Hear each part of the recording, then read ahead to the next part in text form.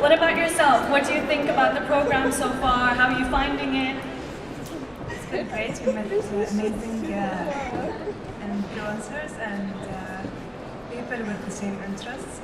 So we learned Recommendation for the next leaders, for example. So they told me about you, obviously, Sim, and they told me that it's a great program, so I joined it. And after that, we will like you to, just summarize your thoughts and the last opinion for yours. Who was previously an Armenian politician, physicist, and computer scientist, but now serves as the president of Armenia.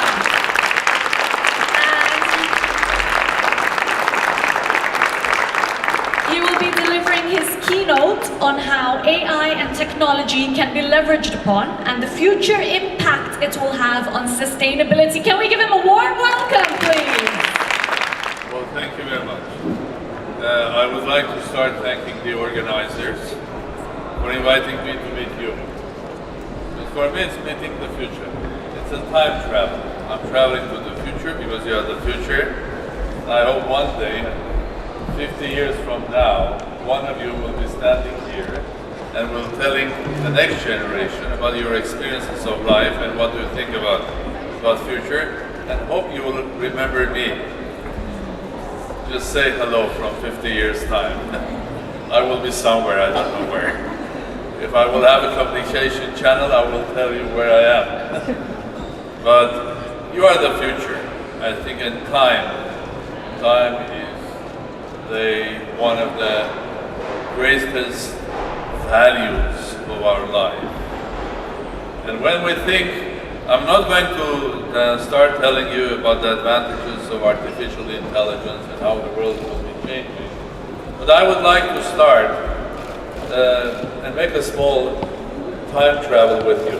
Let's imagine there's a time gate here, and we go through it. So I would like to take you, let's go together some 100 years ago. And we go somewhere in Armenia, in a small village, with someone, a farmer or a shoemaker. And hello, Master Pedros, how are you? I'm fine. How is your life? I make shoes, it's fantastic. All villages is wearing my shoes. So what about your family, your children? Oh, they are going to inherit, it's very sustainable thing. My children will be making shoes as well, and their children will be making shoes. So what about the shoes from the neighboring village? He said, no, it's too far. The donkey will take one day to take the shoes from the next one, so they are not competitor for me. So where are you coming from? I'm coming from the future, 100 years ago. So who makes your shoes? Who is the shoemaker in your village? Sorry, I don't live in a village. I live somewhere else. I travel so much. Sometimes I wear shoes that are coming from Italy. Where is Italy? It is 1,000 village miles from your village to the next one. Take another 1,000, you'll get there. So how long the donkey has to come from there to bring the shoes for you? So no, I take the plane, I travel there, it's a couple of hours, I'm there, but I don't go, the shoes come to me. Is it by their own? No. Are you happy? Yes, I'm happy because I have a sustainable life. It's clear to me because I'm going to pass to my generation the profession that I have. And he will make shoes as well, his grandchildren. So everything is fine, fantastic. Let's take another turn, take the time gate, and now we are somewhere 30, 40, 50 years ago. So I go to Yerevan in Armenia. I said, it's a beautiful city. I invite everybody to come. Very modern, a lot of nice universities, and young, bright people like you, both girls and boys. So I go there, I see someone, so how are you? I'm fine, I'm in Yerevan, I'm a professor, but are you happy? Yes, I'm very happy. What's sustainability in your life? Well, I have a son who is very talented in mathematics. I'm thinking maybe he will continue being that, but he has something else in mind because in this new world, sustainability means you get a wonderful education, you go to Moscow State University, Yerevan State University, you go to Harvard, or MIT, or Cambridge, or you go to business school. Okay, the moment you go to business school, all of the big guys are running after you, like JP Morgan, Goldman Sachs, and your son will have a fantastic life. He will live and work for a bank for 30 years, 40 years, getting fantastic salary. Everything is sustainable. The future is bright. Nothing will change. Voila. My son went to Harvard Business School. When he graduated, I invited 20 of his friends to town. This was not 50 years ago, but a couple of years ago. And asked these 20 young boys and girls, what is that you want to do? How many of you want to become an investment banker? 2 out of 20. Majority of girls and boys wanted to be entrepreneurs, to do something new, to have their own startup, or to work in a technology company, to fly to Mars. Well, that's it. I think, what does it mean? 100 years ago, sustainability. You pass on your profession or your wealth to your children, they continue keeping on the same level. What was sustainability 50, 30, 40 years ago? You get a profession in very much predictable environment, world, and you think that you will be living, doing all your investment banking job for another 100 years. The beauty of this time is that we are on the crossroads of civilizations, time, new technology. Yes. What does sustainability mean today in every minute, every moment changing world? First of all, I think you cannot count on it that you do something and it will stay forever. It's like keeping your money in a bank. You keep your money in a bank, you think you are rich, you have $1 million, no. Because you'll get a couple of percentage of interest, while the inflation would be much more higher. But if you invest your $1 million in a fantastic, or 10 times 100,000 in 10 startups would have ambition, idea, would have the passion and a vision to the future, that 100,000 will become 100 million. Like you were saying, investing $1 in new technology space will make 10 tomorrow. So sustainability in the new world, first of all, means development. Sustainability today, first of all, means not changing, it's a change. Sustainability today means also opportunity, because the less predictable is the future, the less predictable is the future, the more chance you have to succeed. There are more opportunities. So sustainability today means more opportunities, and you have to take it, because it's much more easier today. Because for someone who is in technology, who was in technology 30, 40 years ago, the path was clear. You had to go to university, to technological university, get your PhD, go to a big company, start working from bottom up. One day you become the CEO to Chief Technological Officer, be very, very successful. But today, if you are bright, if you are smart, if you are learning very quick, if you go to university and you are very energetic and you have a passion, you have a vision, because you can have a vision even much more younger. Because the age of succeeding, the age of success is becoming younger and younger and younger. Probably if you would say that someone will become a billionaire when he is 25 years ago or 30 years ago, people would laugh on you. I mean, 30 years ago, 40. I mean, this is a must, and now when I speak to young people, everybody wants to be the future Bill Gates and all the other big names as well, Steve Jobs. Because that shows that because the world is changing, the information is there. Who is succeeding? The one that knows how to take that information, absorb it, and who knows how to use it, and has the vision, has the intelligence to process it, and to go forward 30, 40 years time, see what's happening there, and come back. And then have a vision, a plan, a strategy, and then execute that every day. So, which type of a world do you want to live? The world that was 100 years ago, when the villager Pedros was making his shoes, and by passing that wonderful experience of the fantastic craft to his child, or in a world that each of you will have an opportunity to make your own success. You are human. The biggest in my personal life, I was born back in Soviet Union, went to school there, and when I was very, very small, the first man went to space. Early 1960s. What was that man's name? Yuri Gagarin. First the Soviet Union. It looked like some sort of a science fiction, a fairy tale. How on earth man can go to the space? Although we had the cars, we had airplanes. From that day, I have a dream to fly to space. And each time of my life, I'm thinking, will I be able to fulfill that or not?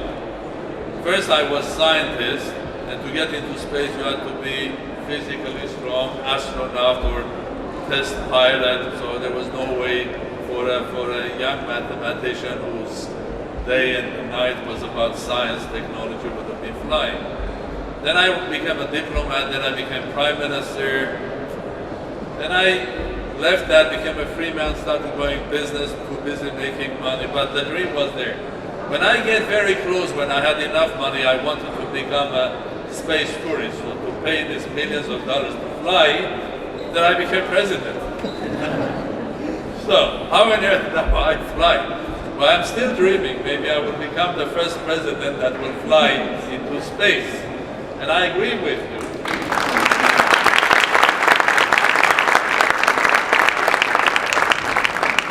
And I agree with you. I think investing in space, investing in new technology, in genetics, in artificial intelligence, I think that's the future. Because I agree with you. Every invested dollar will make 10, maybe 100, maybe 1,000, maybe more. Because that's where you invest. You invest in the future. You don't invest in the past. You invest in past in the form of buying antiques and paintings. But that's for pleasure. That's a long-term investment that is also pleasure. But if you want to invest really into the future, you look at the new world. Okay, let's take another time travel to the same time gate, 50 years ahead. So tell me what the world will look like. Not me, you guys. You tell me. 50 years now. Come on. Who wants to tell something? Questions? It's not a question, just, yeah, please. I think the future would be unpredictable, and I think no one could explain. I think people like youth here. Try. I think youth will make a very large change in the world today by doing sustainable things and doing actions that help the environment and stuff. Okay. Who else? Please. Hopefully we're going to evolve beyond conflict and learn how to solve our problems without wars, without fighting each other. Fine. Okay. I'm thinking more like teleportation and like if you want to go from one country to another, like just with a snap we can go flying okay. cars Okay, and it will happen. Don't worry. Yeah, here. I'm gonna this question. They say that a majority of the generation today, Generation Z, they'll work jobs that don't exist in the future. So I'm assuming that then jobs like working at McDonald's, Starbucks, a lot of physical labor won't exist, and hopefully it pushes people to pursue things they actually enjoy. Okay, here. People would start living in different planets like Mars, and then it could happen. Yeah, and then the world will be controlled by AI and robots. Is it scary? This is scary, yeah. What? No, it's not scary. It's not We are scary. going to make Fine. the robots. Good. Now with you. Okay. 20 years ago, we were imagining that after 20 years, there will be flying cars, and now we are in 2020, and now flying taxis are there by the government of Dubai. And I think after 50 years, we can go to Mars, and we can live there, we can do our own settlements there. Excellent. So, you? Yeah, go ahead. In short form, we will do the impossible. We will do impossible things. Yeah, of course. Okay. Hi, this is Bahrawish. I'm a mechanical and aerospace engineer. I think in the future, instead of traveling, having our vacation, traveling somewhere else, another country will be another plan. Well, it looks like you guys are like me. You want to fly to space. Most of you started talking about living on Mars and that. I agree with you, that's a dream. Well, I hope this comes not in 50 years time, but in 5 and 10, when I will be able to fly with you as well. And it's amazing. I mean, what is amazing, what is happening in this world is amazing. And it's beautiful. We shouldn't be afraid of it. Because it's the same thing that the shoemaker, Pedros, was being afraid how the shoes can fly from Italy to Armenia. It's the guys that 50 years ago were amazed when I was telling them, okay, we'll speak on video, live, with the guys in Australia. It's impossible. Because nobody would have imagined that the whole world, okay, not only just the world, but a world covered with the whole network of electronic connections, and for us to speak to each other from Australia here is nothing. It's just an ordinary life. I think I couldn't explain to them that everyone living on this planet today will have two lives. One is their real life, the other one is a virtual life. Some of that virtual life for some people will be fake as well, because they will start believing in fake news or fake things. So it's a combination of real, and it will be more and more difficult to explain to them that the old tradition of politicians, politics, but was always connected with entertainment. Because even you go back 2,000 years ago, I think in old Greece or in Egypt, even in Rome, the Caesars had to speak to the people, entertain them. They had to have gladiators. They had to have food distributed. So there was always a combination of politics and entertainment. But today, politics, entertainment are the same on television, on Twitter, on Instagram. So the world is changing, but in essence of human values is more or less the same. So we shouldn't be worried or frightened of it. The things will change much more rapidly. Okay? The shoemaker thinking 2-3 generations will not happen, because the things will change every day. But it is amazing that we live in an age when your country here is not dreaming, but has a specific agency that is working on flying you guys up. It's amazing that only in 1960s, 70s, 80s, only 2 superpowers could have sent people outside into the space. Then Europe joined. Now individual companies are thinking of doing that. Then individual small countries will do that. So flying to space will be something new. 30, 40, 50 years ago, everybody was scared. Computers are coming, we will lose jobs. No, computers created hundreds of millions of jobs.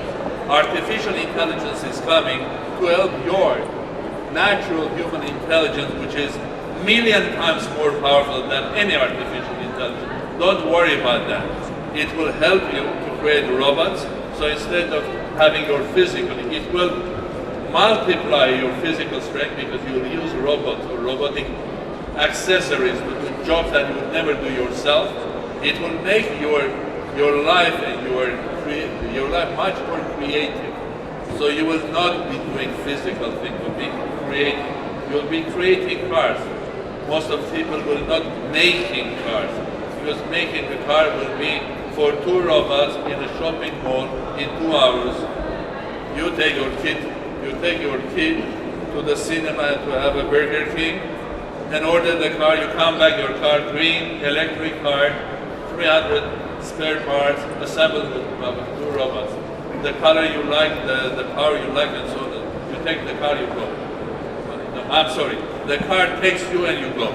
Because it will be electric and self-driven. You will not drive them. Okay? You will look at your country from a different height.